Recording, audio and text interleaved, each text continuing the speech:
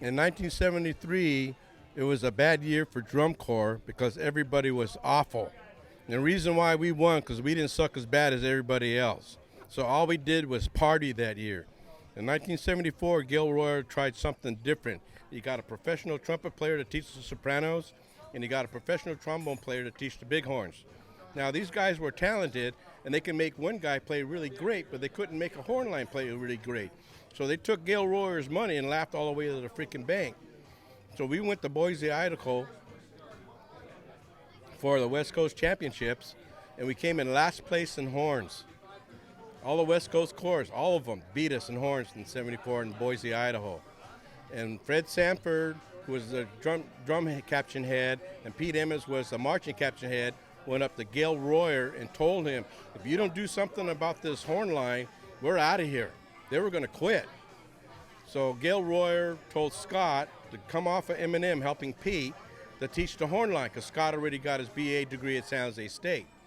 So Scott called up Mel Canales, who he played the procession mellophone duet in '70 together. And he called up Mel, and he told Mel, I don't care what you're doing, quit your job, drop out of school, we'll fly you out here and help me clean this horn line. So what they did is they flew him out. What they did is they put all the horns on the buses. So whenever we made a pit stop, a rest stop, a food stop, a gas stop, you name it stop, they took horns out of the buses and they worked on the horn show all the way from June to August for 2 months. And we finally caught up to the other horn lines. When we performed the prelims, we came at third at prelims, and Gail went up to Scott and Mel, told them what a hell of a job they did cleaning this horn line over the past 2 months. And Gail is not known for giving compliments out to anybody. And he told Scott and Mel, you did a hell of a job. We came in third in prelims, and Gail had a choice of having the corps perform last because we won in '73, or perform third to last in the order that we placed at prelims.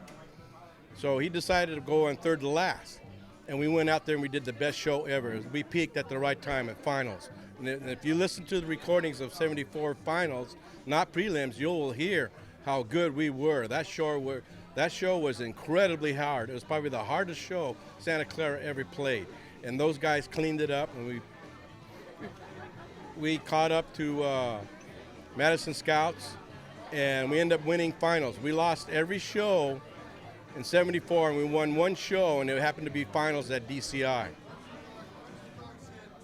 That's the story of '74, which is telling you no matter how bad you suck, if you give up, you may never win a national championship. So if you hung in there and try your best and never give up, '74 might happen again.